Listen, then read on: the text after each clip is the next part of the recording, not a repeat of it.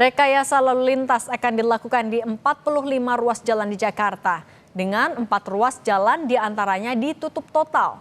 Selain akan dilalui iring-iringan Presiden dan Wakil Presiden dari DPR ke Istana Negara, penutupan ruas jalan juga karena adanya panggung pesta rakyat. Lalu bagaimana persiapan pesta rakyat yang akan digelar besok?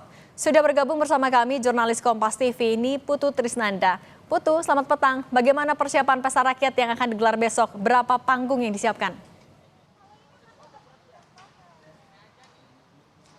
Selamat petang, Sidi dan juga saudara. Kalau melihat bagaimana persiapan, memang ini dari tadi sepanjang jalan kan kita kantornya ada di Palmerah begitu ya. Dari Palmerah sampai dengan ke Istana Merdeka saja, ini sudah banyak sekali panggung-panggung hiburan, baik itu yang ukurannya sedang, kecil sampai dengan yang besar. Karena kalau melihat bagaimana persiapan sendiri terkait dengan pesta rakyat, nanti akan ada 7 panggung utama yang tersebar dari mulai kawasan Jalan Sudirman sampai dengan ke kawasan Monas. Dan ini juga akan dimulai pesta rakyatnya dari pukul 8 pagi sampai dengan jam 16.00 waktu Indonesia bagian Barat atau jam 4 sore. Jadi sebetulnya yang coba dilakukan adalah untuk memecah supaya nanti seluruh masyarakat yang ingin melihat bagaimana jalannya pelantikan, menikmati pesta rakyat ini tidak tertumpuk di satu titik saja tapi juga tersebar. Karena di masing-masing panggung ini juga akan ada artis-artis ataupun juga hiburan yang berbeda, UMKM atau makanan-makanan yang berbeda juga.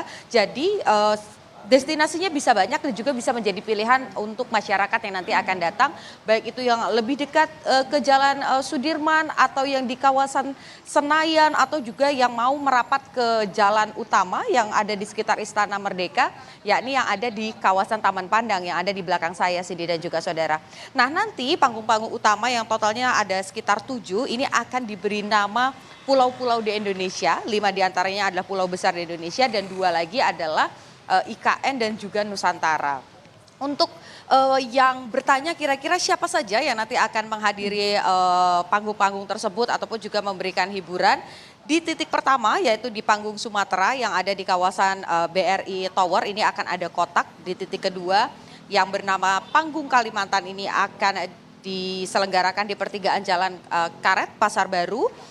Sisi timur ini ada David Bayu dan juga Iis Dahlia yang mau bernyanyi bersama dengan Teh Iis bisa merapat ke sana. Di titik ketiga ada panggung Sulawesi di depan gedung BNI Tower. Nanti juga di kawasan Duku Atas juga ada pengisi acaranya adalah Om Leo Berkaraoke featuring dengan Bisma Karisma dan juga Happy Asmara. Di titik keempat di panggung Nusantara nanti ada di gedung Plaza Indonesia yang juga akan dimeriahkan oleh Ayu Ting Ting Nela Karisma, itu nanti akan bernyanyi di sana. Di titik 5 di depan gedung Tamrin Jaya ini nantinya akan ada Via Valen dan juga Pasming Best. Jadi kalau teman-teman generasi millennials dan juga Gen Z yang sering main TikTok berseliweran pengen melihat gimana sih karaoke Pasming Best, nah bisa ke sana. Di titik ke-6 ada panggung Papua di Bundaran Patung Kuda, nanti akan ada mendadak koplo dan juga run.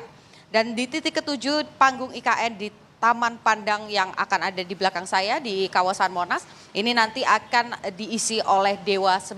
Jadi sebetulnya banyak sekali pilihannya, bisa dipilih, jangan menumpuk di satu titik saja, tenang, sabar karena pilihannya ada banyak. Tapi ini juga jadi catatan karena ada banyak panggung pesta rakyat nanti akan digelar baik itu dari kawasan Sudirman sampai dengan ke Istana Merdeka. Artinya akan ada 45 ruas titik jalan yang akan ditutup. Ini juga menjadi catatan bahwa bagi masyarakat yang ingin membawa kendaraan pribadi sebetulnya sudah disediakan kantung-kantung parkir. Totalnya ada 26 kantung parkir, mulai dari Bendungan Hilir, ada juga di Gelora Bung Karno, ada juga di Plaza Senayan, ada di Plaza Indonesia, ada di banyak sekali kantung parkirnya. Tapi catatannya bisa jadi karena memang banyak sekali masyarakat yang datang akan terjadi kepadatan lalu lintas. Oleh karena itu juga disarankan untuk menggunakan fasilitas umum, yakni dengan menggunakan kendaraan atau transportasi publik. Untuk mengantisipasi adanya penumpukan ini juga misalnya saja dari KRL itu sudah dari PT KCI ini sudah membuat skema bagaimana untuk menambahkan jumlah perjalanan begitu ya, total selama 1 hari baik itu di tanggal 19 hari ini dan juga besok di tanggal 20 Oktober ada sekitar 1048 perjalanan. Ini memang juga sudah dibagikan lewat media sosial dari PT KCI bagaimana nanti setiap 5 menit sekali akan ada perjalanan, tetapi tentu saja berbeda dari masing-masing tujuannya. Misalnya Bogor kemudian dengan Rangkas Bitung ini berbeda. Di Bogor perjalanannya headway-nya atau jalannya ini 5 menit sekali, tapi untuk Rangkas Bitung itu akan 15 menit sekali. Jadi alangkah baiknya dilihat betul-betul, dipikirkan betul-betul ini akan berangkat menggunakan apa dan juga diperhatikan jadwal keberangkatannya supaya tidak terjadi penumpukan nanti pada saat berada di stasiun-stasiun. Karena kalau lihat bagaimana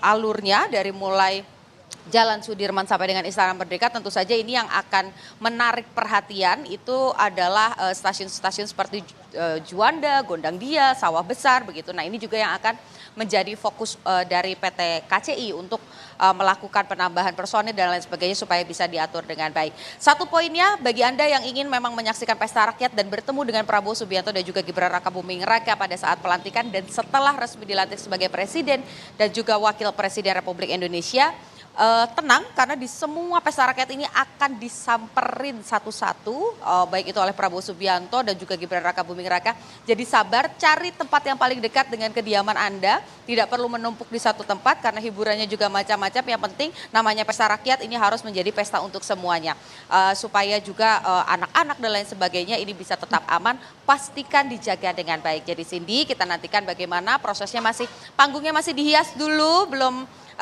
kelihatan hingar-bingarnya, tapi kita nantikan nanti bagaimana lebih indahnya di tanggal 20 Oktober nanti. Cindy. Jurnalis Kompas TV Niputu Trisnanda, terima kasih, selamat bertugas kembali.